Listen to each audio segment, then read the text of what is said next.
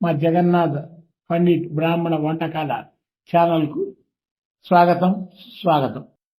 దోసకాయ ముక్కలు పచ్చిమిరపకాయలతో ఉడకబెట్టిన పచ్చడి మా గ్రాండ్ మదర్ ఉండేది, వరలక్ష్మమ్మ గారని. ఆమె స్కూల్ హెడ్ మాస్టర్.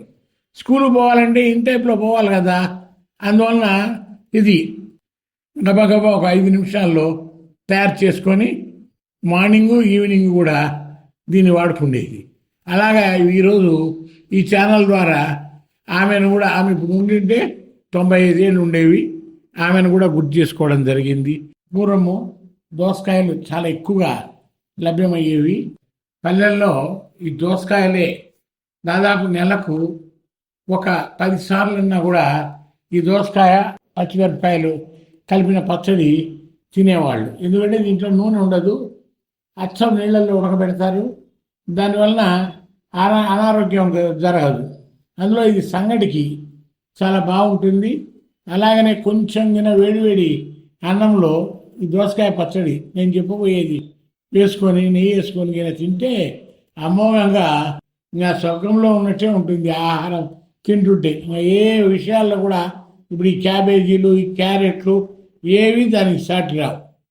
దీనికి మనకు కావాల్సినటువంటి ఇంగ్రీడియంట్స్ ఏమంటే ఒక 1/2 కేజీ దోసకాయలు, అవి కూడా గట్టిగా ఉండాలి, మెత్తగా ఉండకూడదు. దోసకాయలు, ఒక 20 పచ్చిమిరపకాయలు, కొంచెం ధనియాలు, చేసిన ధనియాలు, ఉప్పు, చింతపండు, ఈ 3 ఉండాలి. మీరు అడగచ్చు, దోసకాయ మెత్తగా ఉంటుంది, పులుపుగా ఉంటుంది కదా, మళ్ళీ చింతపండు ఎందుకని. కానీ కొన్ని దోసకాయలలో ఆ పచ్చిమిరపకాయల ఘాటు తగ్గాలంటే చింతపండు వేయాలి, వేస్తేనే దానికి మనకు టేస్ట్ అనేది వస్తుంది.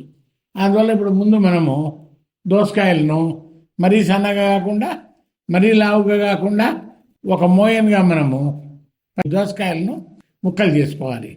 అలాగనే పచ్చిమిరపకాయలు కూడా కడుక్కోవాలి, కాయలే. ఈ 2 కలిపి ఒక గిన్నెలో వేసి కొద్దిగా నీళ్లు పోసి మనం ఉడకబెట్టాలి. ఒక 2 పొంగులు రాగానే దోసకాయలు బాగా ఉడికిపోతాయి, పచ్చిమిరపకాయలు కూడా ఉడుకుతాయి. వీటిని మనము వేరే బొక్కల పళ్ళెల్లో తీసుకొని వాటిని కొంచెంసేపు నీళ్లు పోయేదాకా వార్చాలి. వార్చిన తర్వాత మనము ఇది కూడా మిక్సీ వేయడానికి పనికిరాదు, రోట్లో నూరుకుంటేనే బాగా ఉంటుంది రుచిగా.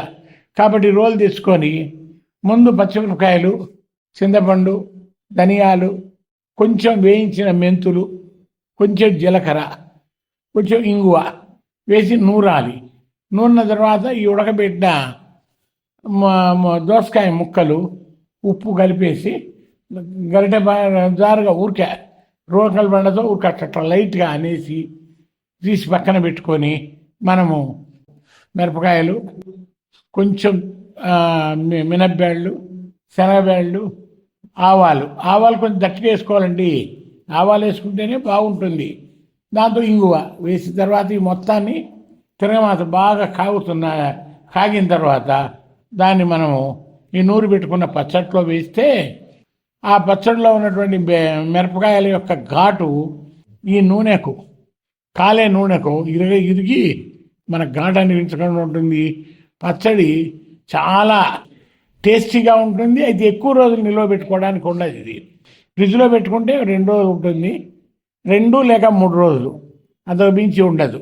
అంటే నీళ్ళల్లో ఉడకబెట్టాం కదా, అందువల్ల దీన్ని మీరు తయారు చేసుకోండి, తినండి. బాగుంది అంటే మీరు నాకు లైక్ చేయండి, అలాగనే కామెంట్ చేయండి, అలాగనే సబ్స్క్రైబ్ చేసి నన్ను ఆశీర్వదించాల్సిందిగా కోరుతున్నాను.